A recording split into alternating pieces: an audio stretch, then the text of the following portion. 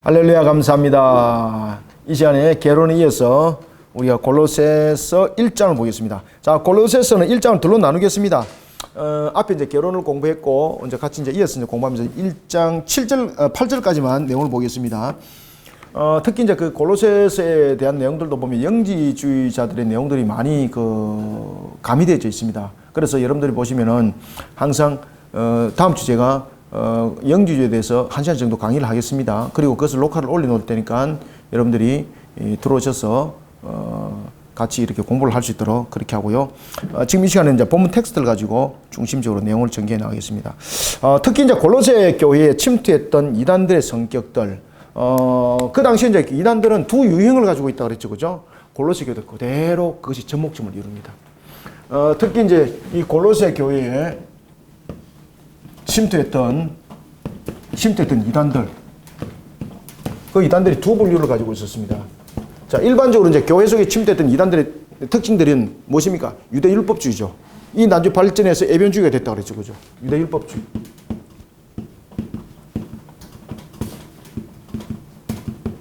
그 다음에 영지주의자들. 이 유대율법주의자들은 나중에 애변주의로 발전하게 되고, 그리고 이 영지주의자들은 나중에 이 애변주의까지 전부 다 흡수하게 되는 거죠. 그리고 이 영지주의자들은 영에 대한 지식의 구원입니다. 영에 대한 지식의 구원을 그들은 말을 하고 있습니다. 그래서 그노시스라 이렇게 말합니다. 그노시스.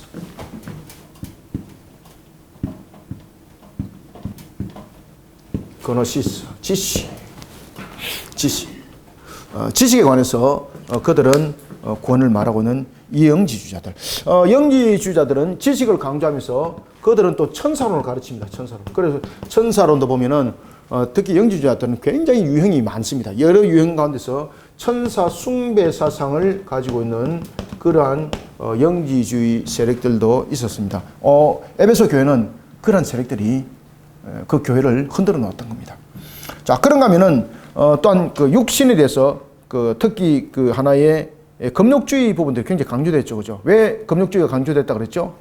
영이라는 부분들은 하나의 지식 체계라는 거죠.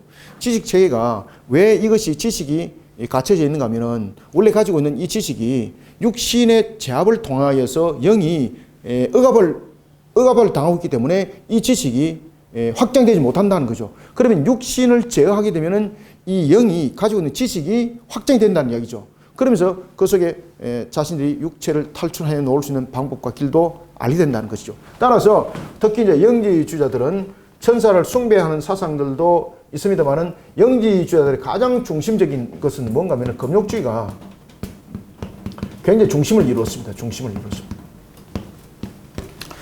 이런 금욕주의뿐만 아니라 이들에게는 어떤 육체에 대한 부분들을 가지고 많은 것들을 이야기를 하게 되는 겁니다. 왜냐하면은 특히 영지주의자들은 육신을 무엇으로 받겠습니까?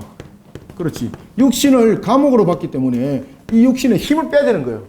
이 육신에 힘을 빼는 방법은 힘을 빼므로 인해서 영이라는 부분들이 지식이 원래 가지고 있는 지식이 회복이 된다는 거예요. 아시겠죠? 그죠? 그래서 그들의 복음은 우리가 말하는 그런 복음과 좀 색달라요.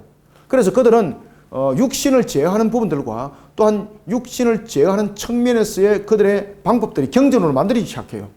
그래서 그 속에는 명상도 나오고, 그 다음에 요가 같은 그런 방법도 나오고, 그 다음에 이제 여러 가지 육체를 제어하는 그런 부분들이 육체의 힘을 빼야 되니까 그런 부분들이 나오기 시작합니다. 그러면서 이제 신체를 절제하고 이런 부분들을 등장하기도 합니다.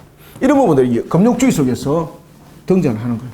그리고 이제 방종주의가 이 속에 또 등장합니다. 방종주의. 특히 이제 골로새 교회는 이런 방종주의보다는 금욕주의가 이와 같이 중심을 이루게 되는 겁니다. 육신이 감옥이라는 부분들과 그 다음에 금욕주의 중심, 그 다음에 천사 숭배 사상이 또한 가르침이 골로새 교회를 뒤덮어 버렸던 겁니다. 자, 이런 골로새 교회를 향해서 사도 바울이 거짓 교사들의 가르침에 지금 일일이 대응을 하지 않습니다. 좀 특이한 부분들은 사도 바울이 보면은 이 거짓된 교사들의 가르침에 일일이 대응하는 경우가 있고, 오늘 본문에 보면은 그리스도에 대해서 일일이 대응을 하기보다는 사도 바울이 골로새서를 잘 읽어보시면은 기억납니다만은 제가 이제 그 1장 13절부터 2장 7절에서 무엇을 가르치다 그랬습니까? 사도 바울이 그리스도에 관해서 가르쳤다 그랬죠. 그리스도에 관해서 가르칠 때에 그리스도가 창조주이시고 구속주이시고 그다음에 교회의 머리이시고 그렇죠. 화평의 주가 된다는 걸 가르쳤죠. 그죠? 이런 부분들은 굉장히 포괄적인 내용들이거든요. 그런데 골로새 교회는 사도 바울이 일일이 이단들에 대해서 대응을 하기보다는 이들에게 근본을 다시 한 번 더 가르쳐주는 측면, 그렇게 해서 에바브로가 가르쳤던 것이 맞다는 것에 대한 부분들을 어필을 하고 있습니다. 그래서 사도 바울이 자신이 직접 개척했던 그런 에베소 교회라든지 이런 부분에 대해서는 일일이 지금 대응을 하잖아요. 그죠? 그러면서 뭐라고 말합니까? 내가 가면은 너희들 용서하지 않겠다. 뭐 이런까지 이야기를 하잖아요. 그런데 오늘 본문에 이제 등장하고 있는 이 골로새는 에바브로가 개척했던 교회거든요. 그렇기 때문에 에바브로가 가르쳤던 것이 맞다는 것에 대한 응원과 함께 메시지가 전달돼야 되는 것이죠. 그렇기 때문에 이단들에 대한 세세한 그런 하나의 내용들을 변증하기보다는 에바브로의 가르침이 맞다는 것을 포괄적으로 가르쳐지게 되는 겁니다. 따라서 사도 바울이 이단 사상에 대해서 허점에 대한 부분들, 그런 부분들을 그리스도에 대한 그런 여러 가지 부분들을 포괄적 측면에서 가르치면서 이 부분들을 전개해 나갔던 그런 특징이 있습니다. 자, 이런 특징을 보면서 우리가 1장 1절부터 내용들을 보겠습니다. 특히 이제 1장은 전체적 부분에 대해서 기독론의 서술이라고 보시면 됩니다. 자, 기독론은 여러분들이 잘 아시는 것처럼 예수님께서 우리 구세주로서 이 땅에 오심이라는 성육신과 그리고 또한 죽으심과 부활하심과 그리고 하늘의 보좌에 오르심, 이런 부분들 전부 다 기독론이라고 우리가 말하고 있는 거죠. 1장은 이런 부분에서 서술 형식입니다. 기독론의 서술을 하고 있습니다. 1장은 이런 부분에서 하나의 기독론의 전체적인 부분들을 서술하고 있습니다. 서술. 자, 1장 1절부터 한번 봅시다. 하나님의 뜻으로 말미암아 그리스도 예수의 사도된 바울과 형제 디모데는, 자, 하나님의 뜻으로서 그리스도의 사도가 됐다는 것은 지금 개인적인 생각과 여러 가지 부분에 대해서 지금 그가 서신을 쓰고 있다는 것이 아닙니다. 그리고 하나님의 뜻이라는 것은 그가 서신을 쓰는 것도 하나님의 뜻이요, 그가 골로새 교회를 지금 가슴에 품고 있는 것도 하나님의 뜻이라는 겁니다. 그러면서 그가 사도로 세워진 것도 누구의 뜻이다? 하나님의 뜻이다. 이러면서 여기서 하나님의 뜻을 통해서 무엇을 강조할까요? 예? 방금 뭐 했어요, 방금? 예? 하나님의 섭리를 강조합니다. 하나님의 섭리.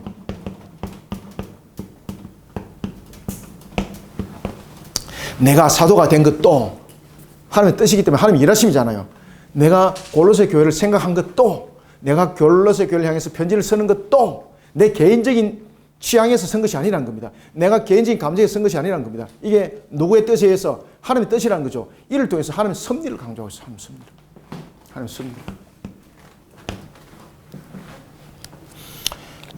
하나님의 뜻으로 말미암아 그리스도의 사도, 그리스도 예수의 사도된 바울은, 자, 그래서 여기서 지금 영지주의자들을 염두에 두고 지금 서신을 쓰는 거예요. 지금 이게 영지주의자들은 특히 이제 사도에 대한 자격들을 가지고 많이 이야기를 했잖아요. 사도 바울뿐만 아니라 여러 사도들에 대해서도 그들이 논증을 하고 있을 때에, 특히 이제 다른 사도들은 예수님과 함께 그 동행함을 했기 때문에 크게 부인할 수는 없지만은 사도권에 대해서 이야기를 할 때 가장 그들에게 밥그릇에 반찬은 누굽니까? 바울이잖아요. 왜 그런가 하면 사도 바울은 예수님과 직접적 동행, 육신의 동행을 이루지 않지 않습니까? 그러나 사도 바울은 자신을 이제 검증을 할 때에 내가 예수님으로부터 직접적으로 가르침을 받은 부분에서 이야기를 하지 않습니까? 그때 등장하는 것이 뭡니까? 아라비아 광야잖아요. 아라비아에서 내가 3년 반 동안 예수님으로부터 직접 가르침을 받았다. 그리고 나는 주님으로부터 너희들이 가보지 못한 그런 삼층천을 나는 경험을 했다. 내가 부활의 주님으로부터 내가 가르침을 받았는데 내가 사도라고 아니라고 말할 수 있는 내용이 있는가? 없다는 거죠. 그래서 이미 사도 바울은 그런 이단들이, 특히 영지주의자들이 이런 사도권을 부인할 때에 다른 사도들도 핸들링을 했지만은 가장 밥의 반찬이 누군가 하면은 바울이었거든요. 그러니까 사도 바울이 먼저 이야기를 딱 하는 거예요. 먼저 이야기를 딱 하는 겁니다. 그래서 영지주의자들 염두에 두면서 지금 자신이 사도의 자격을 가지고 있다는 것을 먼저 변증을 해 나갑니다. 자, 그리고 그가 예수의 사도된 이러면서 말하고 있는 것은 바로 모든 것은 예수 그리스도께서 보낸 부분으로서 지금 모든 것은 이루어졌습니다 라는 겁니다. 자, 2절 골로새에 있는 성도들 곧 그리스도 안에서, 자, 이게 강조점이라고 그랬죠, 그죠? 자, 사도 바울이 보면은, 자, 4절도 보십시오. 그리스도 안에서, 이런 부분들을 계속해서 강조를 하고 있습니다. 우리가 여러분 그리스도 안이라는 것은 그 부분들이 모든 신앙의 접목점이고 그 모든 부분들이 이루어짐입니다. 그리스도 안에서 신실한 형제들에게 편지하노니 우리 아버지 하나님으로부터 은혜와 평강이 너에게 있을지어다. 자, 이렇게 이제 서간의 형식을 쓰는 거죠. 이때가 언제쯤이라 그랬습니까?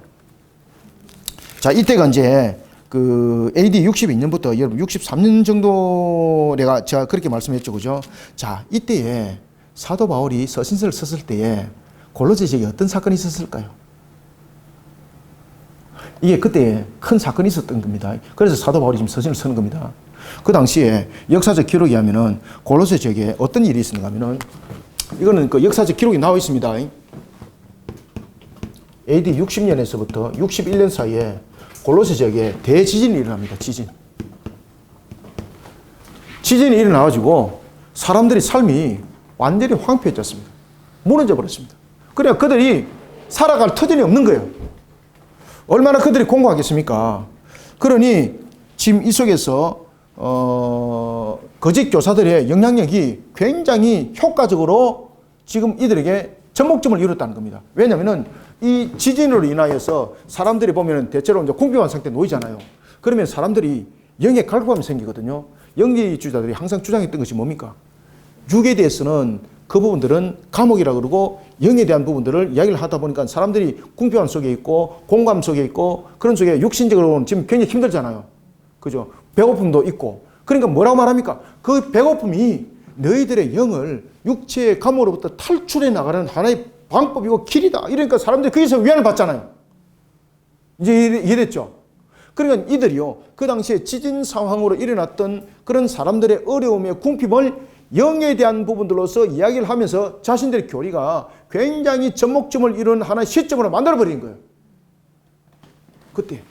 그래서 사도 바울이 지금 그 이야기를 하는 겁니다. 그래서 사도 바울이 골로새에 있는 이라고 말하는 겁니다. 골로새에 있는 성도들 곧 그리스도 안에서 신실한 형제들에게 내가 편지한다. 아시겠습니까? 그리고 위로를 하고 들어가는 거예요. 위로를. 그 당시 무슨 사건이 있었다고요? 지진이 있으면서 육신은 공감에 있는 것이 맞다. 왜냐하면 그래야만이 우리가 영이 구원을 받아서 우리가 복락을 누린다. 이런 가르침을 그들이 줬던 거죠. 이런 속에 잘못된 가르침 속에 사도 바울은 그들에게 먼저 그리스도의 은혜로서 그리고 평강으로서 이렇게 인사말을 먼저 통하여서 그들의 가르침 속에 잘못된 가르침 속에 빠지지 마라. 이런 부분들을 전개해 나가고 있는 겁니다. 3절 우리가 너희를 위하여 기도할 때마다 하나님 곧 우리 주 예수 그리스도의 아버지께 감사노라. 이는 그리스도 안에 너희의 믿음과 모든 성도들에게 대한 사랑을 들었음이요. 자, 여러분 여기 책을 잘 보세요. 여기서 사도 바울이 굉장히 재미있는 이야기를 해요. 4절 5절 보세요. 이는 그리스도 예수 안에서 너희의 믿음과 모든 성도들에 대한 사랑을 들었으며 너희를 위하여 하늘에 쌓아둔 소망으로 말미암음이니 라고 말합니다. 자, 여기서 지금 사도 바울이 굉장히 중요한 걸 강조를 했습니다. 세 가지. 무엇을 강조했습니까? 너희들이 이렇게 지진 속에서 무너짐을 당하더라도 지금 여기서 세 가지를 강조했죠. 찾아보세요. 무엇을 강조했을까요? 맞습니다. 이 지진 사건과 연계해서 지금 이야기를 하는 거예요, 지금. 너희들이 이렇게 무너진 상태에 있지만은 바른 믿음을 가져라. 그래서 세 가지를 강조해요, 여기서. 믿음, 사랑, 소망. 야, 요 세 가지가 이렇게 설명을 주면서 이렇게 딱 이야기를 해요. 포괄적으로 아시겠죠? 그래서 그 당시에 이 지진으로 인하여서 일어나고 있는 상황을 이렇게 위로를 하면서 하나님이 너희들을 거저 보내지 않는다. 그 상황 속에서도 믿음을 가져라. 잘못된 믿음 속에 서지 마라. 잘못된 믿음 속에 세워지면은 곧 너희들에게는 구원이 없으며 그리고 너희들에게는 사망에 이르는 그 길밖에 없다는 거죠. 그리고 이런 어려움 속에도 하나님은 우리를 사랑하신다. 너희들을 사랑하고 있다. 그죠? 희망을 주죠. 그래서 소망을 가지라는 거죠. 소망을 가지라. 어디에 소망을 가지라? 하나님의 나라에 소망을 가지라. 어디 안에서? 예수 그리스도 안에서. 지금 이 강조를 하는 거예요. 예수 그리스도 안에서. 이해됐습니까? 예수 그리스도 안에서. 그래서 요 지진 사건들이 함께 겸해진 것을 위로하면서 이렇게 그 당시에 영지주의자들이 이 지진 사건을 통해서 빈틈을 뚫고 들어온 거잖아요. 이런 속에 무너짐을 당해서는 안 된다는 거죠. 그래서 그리스도 안에서 믿음을 바르게 회복시키고 주님은 우리를 사랑한다는 것을 잊지 마라. 그리고 소망을 가져라. 이것은 형식적인 것이 아니다. 곧 우리에게 회복 역사가 일어날 것이다. 이것이 우리의 신앙이 됩니다. 그래서 제가 무엇을 강조했습니까? 항상 신앙 안에 삶이 있고 생명이 있다. 이것을 이탈하면 안 된다 그랬죠. 이것이 사도들의 하나의 마치 그 공식이기도 합니다. 그래서 이런 부분들을 이야기를 하면서 무엇을 이야기를 하는가 하면 항상 신앙의 중심을 이루면서 이 안에 무엇이 있습니까? 삶이 있고 무엇이 있습니까? 생명이 있습니다. 생명. 그래서 이것을 항상 하나로 이렇게 울타리를 만들어라. 이 속에 여러분 믿음, 소망, 사랑이 이 속에 다 함께 있는 것입니다. 자, 그리고 또 재미있는 것은 보면은 너희를 위하여 하늘에 쌓아둔 소망으로 미래에 대해서 궁극적 목적. 다시 말하면 하늘에 쌓아둔 소망. 그러니까 신앙이 곧 우리의 삶이 되고 생명이 됐을 때는 우리가 환경 속에서는 무너질지 모르지만은 하늘에 쌓는 바로 그는 보고 상급을 쌓는 것 같아. 그러니 우리는 그 믿음 속에서 달려가는 것이 옳다. 자, 그러면서 사도 바울이 무엇을 말하고 있는가 하면은 곧 너희가 전에 복음 진리의 말씀을 들은 것이라. 그러면은 이런 부분에 대해서 믿음과 소망과 사랑이 돼서 그런 가르침을 받았다는 이야기죠. 그죠? 누구로부터? 에바브로부터. 에바브로부터. 그러면 어떻게? 복음의 진리로서 복음의 진리의 말씀을 들으면서 우리가 이것을 가르침 받았지 않느냐. 그러니 에바브로로부터 가르침 받은 것이 맞다. 그러니 에바브로로부터 가르침 받은 것을 벗어나면은 안 된다는 거예요. 자, 이러면서 사도 바울이 또 세 가지를 강조합니다. 무엇을 강조합니까? 복음과 진리와 말씀이요. 자, 복음은 우리가 헬라어로 유앙겔리온이라고 말하거든요.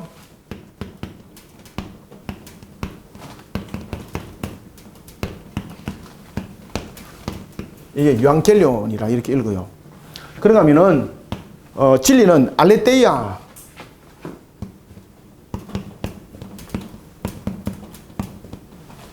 말씀은 지금 요 세 가지를 일부러 들고 들어와요, 지금. 이게 유앙겔리온이라고 그럽니다. 요것이 이제 기멜이 이렇게 들어가면 여기 두 개가 들어가면은 앞에 것은 형 발음으로 읽어야 되는 거예요. 원래 기억으로 읽는데 앞에 것은 영 발음으로 읽는 거예요. 그래서 유앙겔리온 이렇게 읽는 거예요. 유앙겔리온. 이것이 복음이에요. 복음. 그 다음에 알레테이아. 이것이 진리. 그 다음에 로고스. 이것이 말씀이에요. 말씀. 자, 보세요. 왜 사도 바울이 지금 유앙겔리온과 알레테이아, 로고스에 대해서 이야기를 했을까요? 이것이 그 당시에 영지주의자들이 이것을 가지고 자신들의 교리의 정당성을 주장했던 방법이에요. 그들은 복음을 무엇으로 복음으로 이야기를 했습니까? 지식. 육체를 제어하고 육체 감옥을 벗어나는 것. 이것을 그들은 복음이라고 가르쳤어요. 그 복음 속에 거짓된 복음 속에 빠지면 안 된다. 그 다음에 진리. 무엇이 진리냐? 그들이 말하고 있는 진리는 전부 다 거짓이라는 거죠. 그 다음에 그들이 말하고 있는 이 말씀. 그들은 스스로 빛이라고 말하고 있는데 그들 속에 주어진 말씀은 하나님의 말씀은 아무것도 없다. 그들이 주장했던 것은 제자들의 의록을 가지고 주장했는데 그 속에서 예수님의 가르침이라든지 사도들의 가르침은 본질적으로 없다라는 거죠. 그래서 이 속에서 유앙겔리온, 알레테이아, 로고스를 통해서 무엇을 말씀하고 있는가 하면은 바로 사도들의 가르침에 대한 변정을 말하고 있는 거예요. 변정. 그리고 사도들의 가르침은 곧 누구의 가르침이다?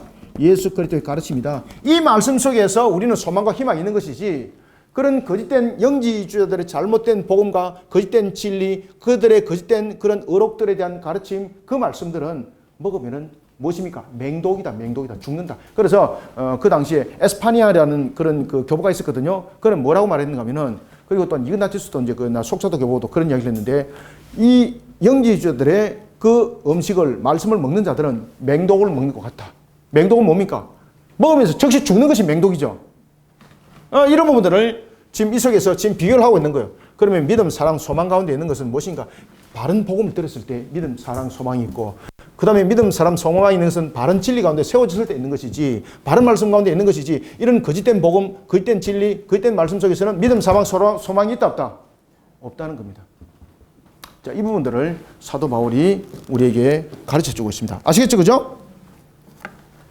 5절 이 내용들을 여러분들이 반드시 기억하셔야 됩니다. 그래서 지금 세 단어를 굉장히 중요하게 여기고 있는 것은 당시에 골로새 교인들이 신앙에 대해서 지금 곁길로 가게 되었던 요인이 바로 여기 속에 있었던 겁니다. 이 속에.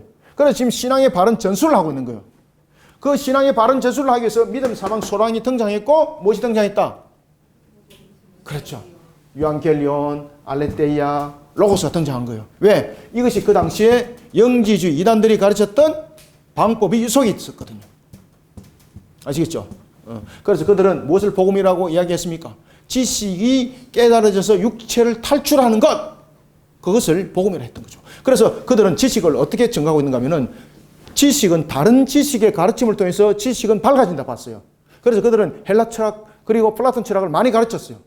아시겠죠? 왜? 다른 지식을 통해서 현재 지식이 더욱더 깨달아진다는 거죠. 그러니까 지식이 지식을 만든 거죠. 그리고 또한 그들은 무엇을 진리로 말했습니까? 육체를 제어한다는 거죠. 육체를 제어해야만이 영이라는 자체의 지식이 원래 가지고 있는 지식이 회복이 된다는 거예요. 그러다 보니까 그들은 진리가 뭡니까? 육체를 제어하는 거예요. 제어하는 거. 그러니까 그들의 진리는 무엇입니까? 육체를 해하는 거죠. 금욕제 이런 부분에서 나타났던 거죠. 그 다음에 그들의 말씀은 무엇이 말씀입니까? 예수님의 가르침, 사도들의 가르침이 아니고 제자들의 의록이라는 외경, 그 당시 가지고 있던 외경. 그 다음에 또 그들이 가지고 있는, 제가 써져 있는데, 그들이 가지고 있는 또 경전이 있었어요. 그런 부분들을 가지고 그들은 말씀이라고 그랬습니다. 그러니까 우리에게 주었던 구약의 말씀은 말씀이 아니에요. 왜 그런가 하면 그들은 구약을 무엇이라고 말했습니까? 구약은 악한 하나님. 아시겠습니까? 왜 그러면 구약에 무엇이 계속 등장합니까? 죽이고 찜이라고 이렇게 이제 보는 거예요. 이게 악한 하나님. 왜 그들은 구약을 인정하지 않는 겁니다. 신약의 하나님. 그리고 그 신약의 하나님도 자기들이 말하는 그 말씀 경전 속에 들어야만이 길이 있다. 이렇게 가르침을 받았던 그런 부분들. 그 속에는 생명이 없다는 거죠. 그래서 복음, 진리, 말씀 이 부분들은 당시에 영지주의 이단들이 가르쳤던 그 형태들에 대한 부분들에 대한 변증이에요. 아시겠죠? 그죠? 이거 그냥 단순해 보시면 안 됩니다. 이거. 이 부분들이 믿음, 사람, 소망과 연결되는 겁니다. 이게.